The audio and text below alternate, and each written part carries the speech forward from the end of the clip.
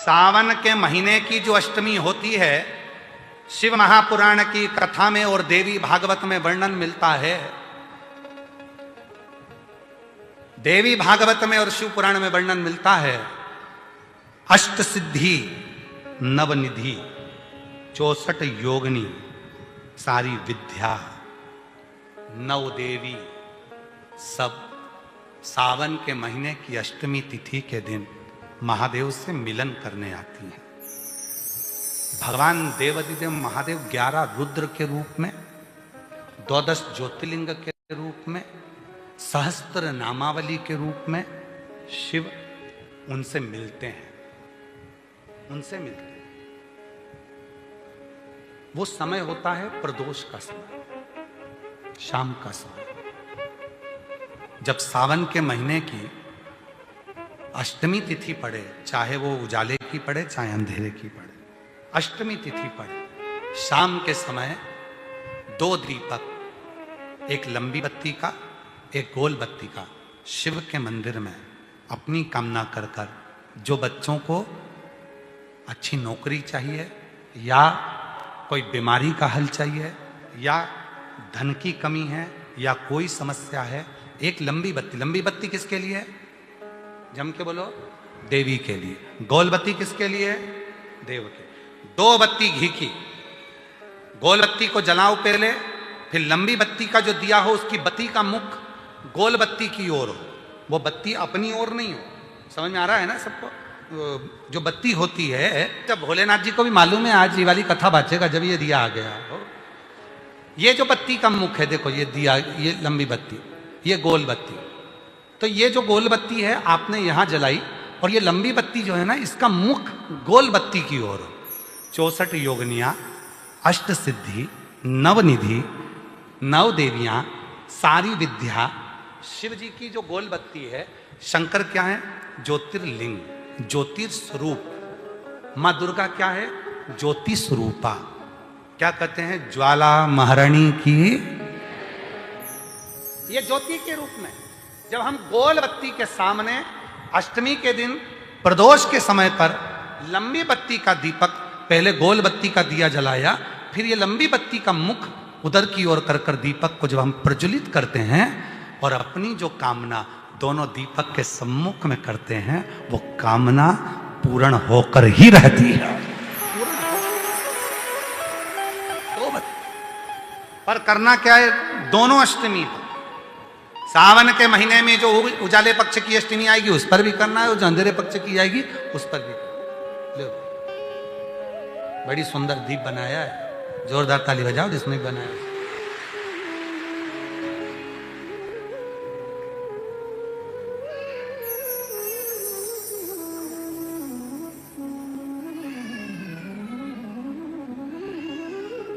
दीप उजाले पक्ष की भी अष्टमी लीजिए और अंधेरे पक्ष की भी अष्टमी लीजिए। कुछ नहीं करना, केवल प्रदोष काल में पहुंच जाओ बाबा देवाधिदेव महादेव के मंदिर में। एक दीपक, दोनों दीपक साथ में रखो। एक दीपक गोल बत्ती का पहले जलाओ, लंबी बत्ती का दीपक का मुख गोल बत्ती की ओर करो, प्रज्वलित करो और बाबा को अपने मन का भाव कहो। बाबा को शमी के 5 पत्ते, बेलपत्री के 5 पत्ते, बेर के 5 पत्ते। क्या क्या चीज है जरा जम के बोलो? शमी के 5 पत्ते, बेर के 5 पत्ते और बेलपत्री के 5 पत्ते। महाराज, श्रावण महीने की दोनों अष्टमियों में से कोई भी अष्टमी, यह भी जरूरी नहीं है कि सोमवार की ही अष्टमी थी। श्रावण महीने की दोनों अष्टमियों में से कोई भी अष्टमी को बेर के पत्ते पर लाल चंदन, बेलपत्री के पत्ते पर पीला चंदन, शमी के पत्र पर केवल कोई चंदन लगाने की जरूरत नहीं, सादा, केवल एकदम कुछ भी उसमें लगाकर नहीं, सिंपल। पहले लाल चंदन वाले पत्ते, फिर बेलपत्री के पत्ते, फिर शमी के पत्ते शिवलिंग के ऊपर समर्पित कर कर उसको उठाकर वापस लाकर बेलपत्री के पेड़ के नीचे ही 1 लोटा जल समर्पित कर कर पहले पत्ते चढ़ा देंगे, फिर लोटा भर जल समर्पित कर देंगे। उसी चढ़े हुए पत्तों में से 5 बेलपत्र को लेकर अपने घर जा रहे और अवधूतेश्वर महादेव, कौन से महादेव? अवधूतेश्वर महादेव। ये अवधूतेश्वर महादेव कौन से हैं? आपको कथा में कई बार वर्णन करा गया है। शंकर भगवान को क्रोध आया, ब्रह्मा जी ने क्रोध को लिया, समुद्र में डाला। उस रूप को क्रोध का एक रूप था, क्योंकि जो मदिरा पान करने वाले होते हैं, व्यसन करने वाले होते हैं, गलत काम करने वाले होते हैं, इनको सुधार कर जाओ। जितना तुम समझाओगे ये उतना कबूल होंगे। तुम बच्चों से कहोगे गलत लड़के के साथ रहना मत रहे, तो और ज्यादा क्रोध करेगा, और चिड़चिड़ करेगा, और अपशब्द कहेगा। तो ये क्रोध को संयमित कर देगा। अवधूतेश्वर महादेव, अवधूतेश्वर महादेव का स्मरण कर 5 पत्तों को लेकर आइए। कुछ समय बाद जैसा जैसा समय की अनुकूलता मिले, आप किसी मदिरा का पान करने वाले या किसी व्यक्ति को वो पत्ते दोगे या प्रसाद के रूप में दो तो अच्छी बात है, नहीं तो उस पत्ते का थोड़ा थोड़ा भाग भी प्रतिदिन मात्र 21 दिन तक अगर थोड़ा थोड़ा भाग भी दे दिया जाए तो धीरे धीरे धीरे धीरे मदिरा पान, व्यसन, गलत आदतें छूटना प्रारंभ हो जाती है और वो शंकर की शरणागति ग्रहण करते हैं। महाराज शिव अर्चना, ये तो अभी अभी लोगों की थोड़ी सी सोच गलत हो गई। ये दुनिया के लोगों को ये तो मालूम नहीं है भगवान शंकर के लिए। हाँ, शंकर भगवान के पास में भांग रहती है, शंकर भगवान के पास में भांग रखी हुई होती है। शंकर भगवान का भांग का श्रृंगार होता है, क्योंकि उसको बूटी के रूप में, औषधि के रूप में लिया जाए। पर कोई कहे कि शंकर भगवान भांग का नशा करते हैं, तो ये संसार के लोगों को समझा देना कि शिव भांग का नशा, मेरा भोलेनाथ भांग का नशा नहीं, शिव नशा नहीं। जब आप किसी कार्य के लिए आगे बढ़ रहे हो और वो कार्य हो ही नहीं रहा, बहुत प्रयास कर लिया आपने और वो काम हो ही नहीं रहा, अथक प्रयास कर कर थक गए, तब घर से जब निकलो तो एक विचार कर कर निकला, मुख से कहकर निकलना कि आज मैं इस कार्य के लिए जा रहा हूं और मेरे साथ मेरा महादेव जा रहा है। कौन जा रहा है? महादेव जा रहा है। वापिस आओगे, ज्यादा से ज्यादा ये होगा 15 दिन, 20 दिन, 25 दिन, 30 दिन लगेंगे। जो कार्य कर कर आए हो उसका रिजल्ट आपके पक्ष में जरूर आएगा, क्योंकि महादेव को आप साथ लेकर जाते हैं।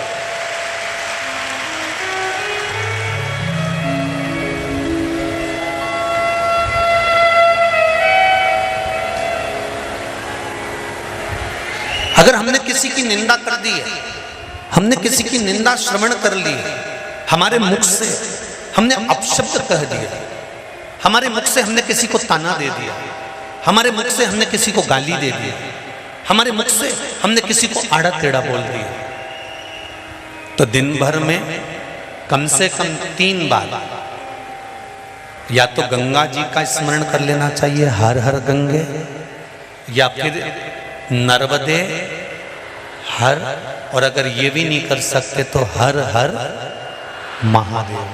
3 बार मात्र स्मरण कर लेने से जीव के मस्तक का जो पाप है वो क्षीण होने लगता है। समाप्त।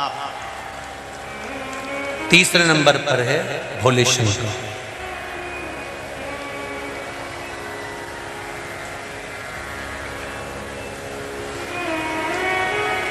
बहुत तेज क्रोध आ रहा,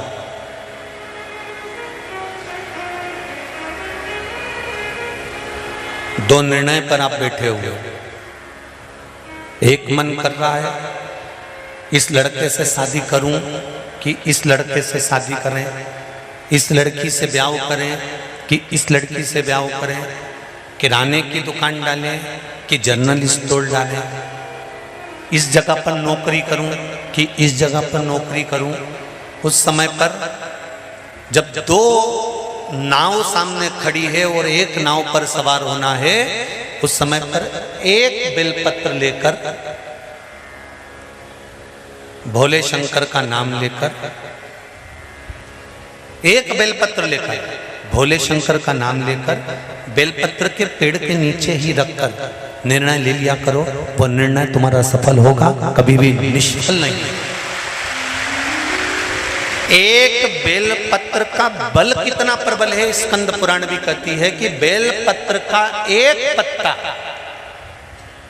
मात्र केवल एक बेलपत्र का पत्ता हमारे जीवन में सुख प्रकट कर देता है। दुनिया का कितना भी दरिद्र व्यक्ति हो, चाहे दुनिया का कोई व्यक्ति ऐसा हो जिसका कभी व्यापार चलता ही नहीं हो, उसने 50 बार बदल के देख लिए, फैक्ट्री चली नहीं रही, जिस काम को करने के लिए जाते हैं वो काम टल जाता है, आज की जगह कल, कल की जगह परसों, परसों की जगह नरसों, काम होता ही नहीं। बेटा बेटी का संबंध करने जा रहे हैं पर हो ही नहीं रहा।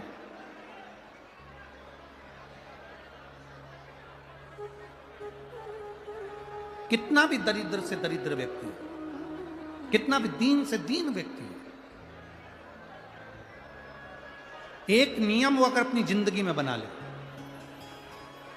प्रदोष काल में, प्रदोष के समय पर बेलपत्री के वृक्ष के नीचे एक बार जाकर नमन करना और प्रदोष काल में शंकर भगवान के मंदिर में दिया लगाना, ये दो चीजें अगर वो 3 महीना भी लगातार कर ले तो उसके जीवन में कभी कोई समस्या आ ही नहीं सकती, कोई दुख आ ही नहीं सकता। एक नियम बना, जैसे जिस नारी को, जिस पुरुष को, जिस बच्चे को, जिस बड़े को चर्म रोग हो जाता है, चमड़ी सफेद पड़ने लगती है, जब चमड़ी सफेद पड़ने लगती है, चर्म रोग जैसा जब हो जाता है या चर्म रोग उसको घेरने लगता है, चमड़ी जब सफेद पड़ने लगे या चमड़ी काली पड़ने लगे, या चर्म रोग सोराइसिस जैसी बीमारी तक के लिए है हमारे।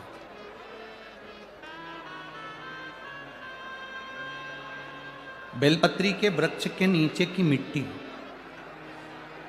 बेलपत्री के वृक्ष के नीचे की मिट्टी, उसको जिस पात्र के अंदर शिवलिंग बनाने के लिए हम गलाएं, जिस पात्र के अंदर हम शिवलिंग बनाने के लिए उसको गलाएं और शिवलिंग का निर्माण कर कर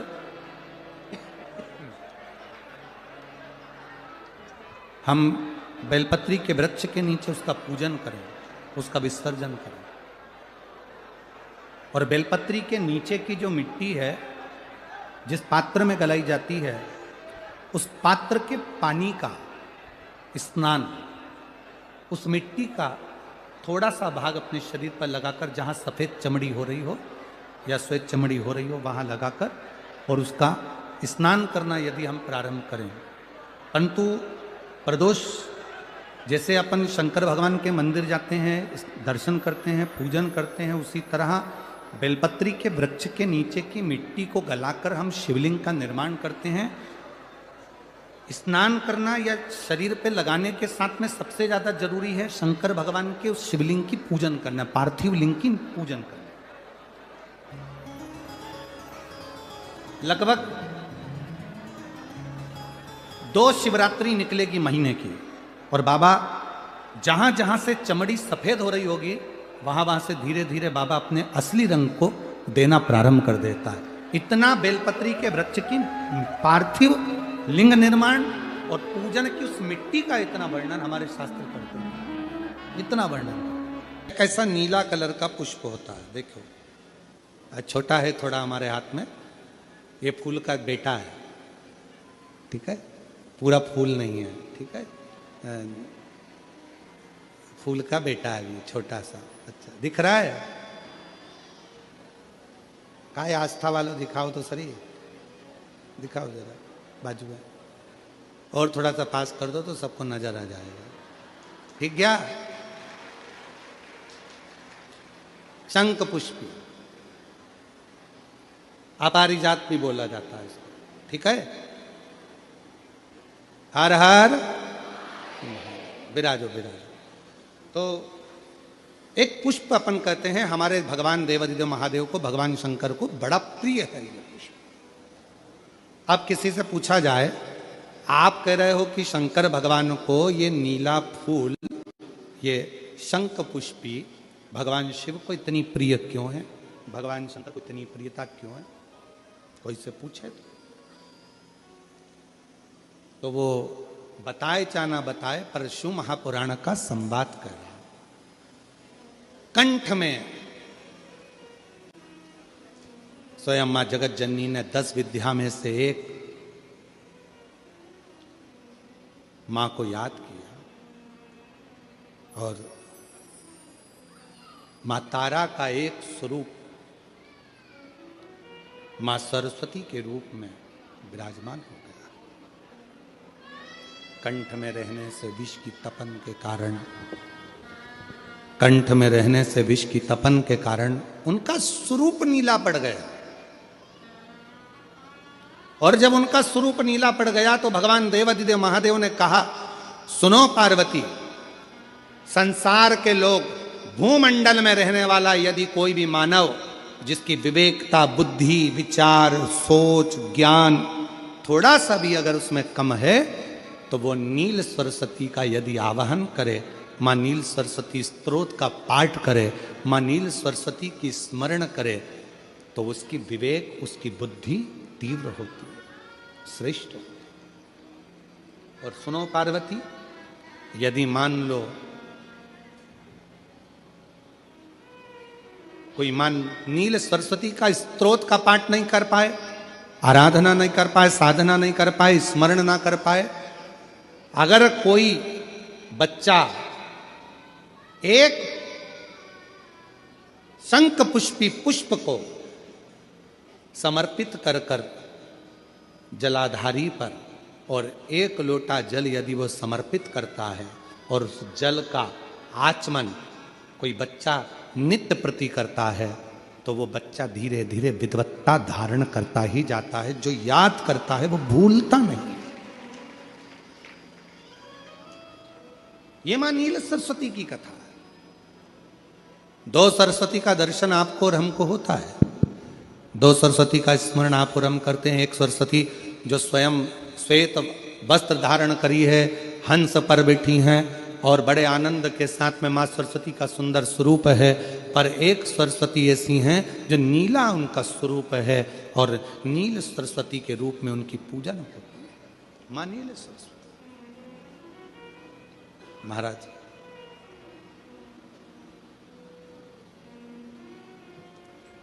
जैसे कोई कोई बच्चे ऐसे होते हैं कि जन्म लेने के बाद में उनकी राल टपकती रहती है, विद्वान नहीं हो पाते, पलंग पर पड़े रहते हैं, पांव हाथ काम नहीं करते हैं, और डॉक्टरों का इलाज चलता रहता है, पर वो रिटर्न नहीं आ रहा है। ये इनको बढ़ाओ ना। बच्चों की मुख से राल टपकती रहती है, विद्वत्ता नहीं रहती, माइंड थोड़ा सा कमजोर होता है, और शरीर भी उनका थोड़ा शिथिल रहता है शरीर। तो कई लोग कह देते हैं कि ये बच्चा थोड़ा जल्दी जन्म ले लिया, इसलिए ऐसा हो गया, प्रीमेच्योर हो गया, ऐसा हो गया, वैसा हो गया। दवाइयाँ भी चलती हैं, इलाज भी चलता है, पर उसका कोई लाभ नहीं मिल पाता, और वो बच्चा पलंग पर पड़ा रहता है, राल टपकती रहती है, बुद्धि काम नहीं करती। छोटे छोटे, भले वो 20 साल का हो गया, पर 8-10 साल के बच्चों जैसी उसमें विवेकता होती है, बुद्धि होती है। मेरा निवेदन है उन माताओं से, थोड़ी मेहनत आपको करना पड़ेगी उस बच्चे के लिए। अष्टमी, नवमी और चतुर्दशी 3 तिथियां पकड़ कर रखनी। कौन कौन सी? जम के बोलो। अष्टमी, नवमी, चतुर्दशी। ये 3 तिथियां ऐसी हैं, चतुर्दशी अमावस्या की भी और चतुर्दशी पूर्णिमा की। अष्टमी नवमी अमावस्या की भी और अष्टमी नवमी पूर्णिमा की। ये वो तिथियां हैं जिन तिथियों में मां नील सरस्वती का स्तोत्र का पाठ कर कर एक शंख पुष्पी पुष्प, एक अपरिजात का पुष्प जलाधारी पर रखकर 7 बार अगर जल का पात्र से जल चढ़ाया जाए और उसी जल को कटोरी में झेल लिया जाए, उस जल को 3 दिन तक लगातार यदि सुबह दोपहर शाम रोज उस बच्चे को देना चालू करी है, उसके हाथ पैर भी काम करना प्रारंभ करेंगे, उसकी बुद्धि भी काम करना प्रारंभ करेगी। जो वो पलंग पर पड़े पड़े राल टपकाता रहता है, उसको लोग कहते हैं कि 18 साल का हो गया और दिमाग केवल 10 साल का है, 5 साल का है, उसमें धीरे धीरे बुद्धि प्रबल होना प्रारंभ हो जाएगी और वो भी एक दिन कार्य करना प्रारंभ कर देगा। जिसको प्रीमेच्योर बच्चे भी कहते हैं। लोग कहते हैं ये बच्चा जल्दी हो गया था, ये बच्चा बीमार पड़ गया था, बचपन में इसको कोई इंजेक्शन ऐसा लग गया था, बचपन में ऐसा हो गया था, बचपन में वैसा हो गया था, गर्भाशय का जल उसके मुख में चले गया था, तो ये बच्चे की ऐसी गति हो रही है। उस बच्चे के लिए अगर आपके आसपास के क्षेत्र में भी कोई बच्चा ऐसा है तो उसको मां नील सरस्वती का स्मरण जरूर कराएं। और अगर आप लोगों के पास में मां नील सरस्वती का स्तोत्र का पाठ ना मिले तो प्रयास करिएगा, मोबाइल पर सर्च कर कर मां नील सरस्वती का स्तोत्र भी निकाल सकते हो। बाजार में से गीता प्रेस गोरखपुर की किताब में भी ला सकते हो, पढ़ भी सकते हो, घर में उसका स्तोत्र का पाठ भी कर सकते हो। मां नील सरस्वती स्तोत्र का स्मरण और बड़े भाव के साथ करें स्मरण।